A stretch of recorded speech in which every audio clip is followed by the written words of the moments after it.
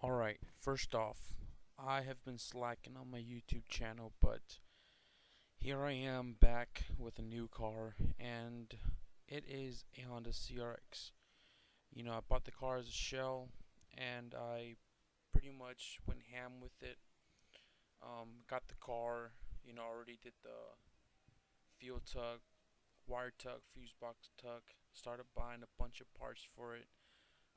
This time around, keep the heater. Um, Figured I'm gonna use the motor from my wagon because it'd be easier for me to drive it down the track, being a left-hand drive car.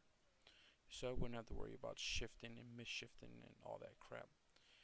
Um, so everything pretty much came over from the wagon, and there was stuff that I had to buy because I didn't take out the traction bar and a few other stuff such as the fuel pump from the wagon.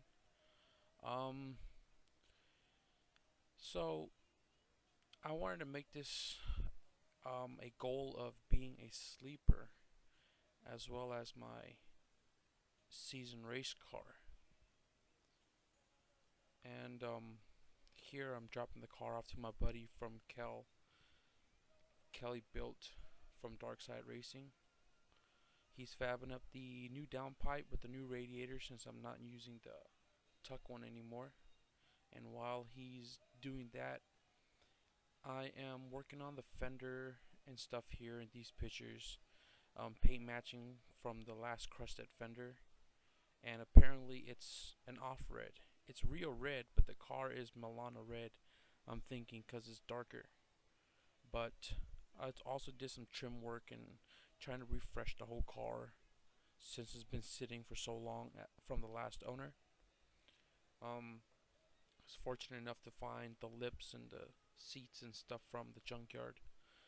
Here, the corner light lens were also painted. I don't know why, but I just did a quick buff job on that. Then I cut and buffed the fender soon after it had already dried out. And I really need a new buffer because mine wasn't cutting it anymore. Harbor Freight Special.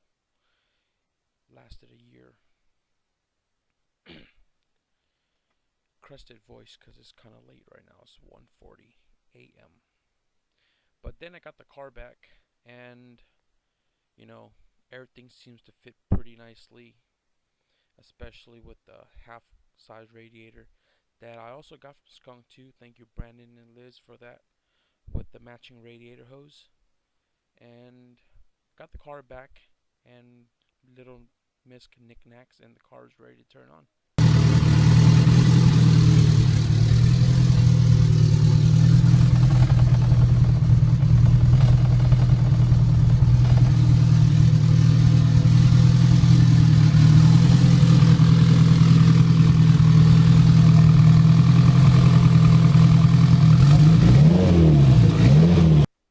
So after I got the main focus on getting the car to run and check engine light to disappear, I started focusing on the interior, scrubbed the shit out of the carpet, built a new backboard, completed the miscellaneous pieces that were missing. Got the windshield replaced. Um, Try to make it as complete as possible from the inside to the outside, and achieve, that sleeper look. So when people look at it, it's like a mint SI, and then under the hood is a whole different story. Um, with that car being done, it was time to try to hit the track all of 2015. And here I then picked up another set of slicks with rear skinnies for a great price, some Bogards, and they look great. Old school car and old school rims, but I had to ditch those tires since I have M&H Race Masters anyways, so I'll pull those off. Then my muffler, um, True Benz 3-inch mandrel with a vibrant box in the rear, no resonator, and I tell you, this thing is fucking quiet, and I love it. Nice and deep on wide open throttle, but quiet when you're driving it.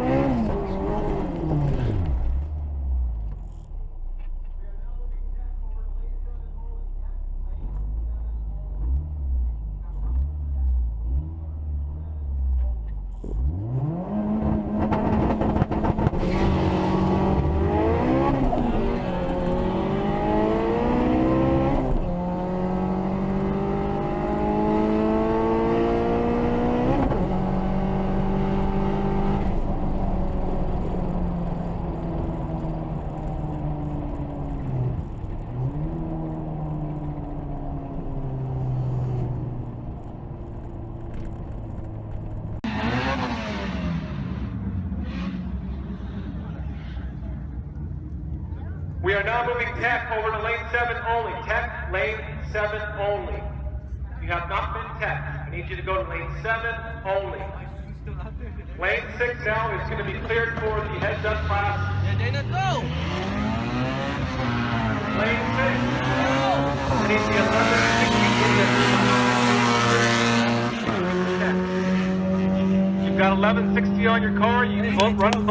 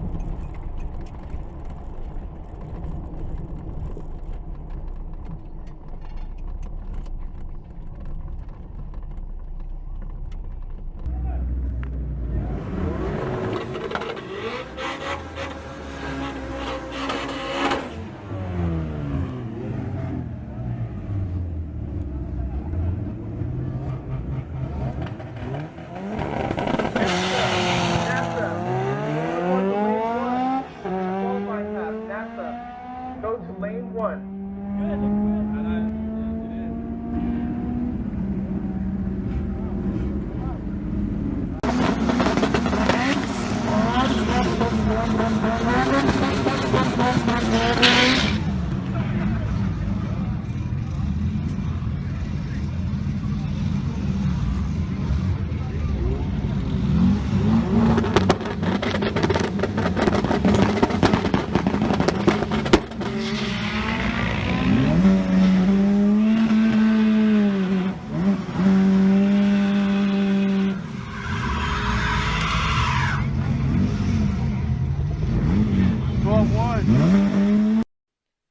My GoPro had already died after the second run, so the last run wasn't recorded, but it did do a 12.0.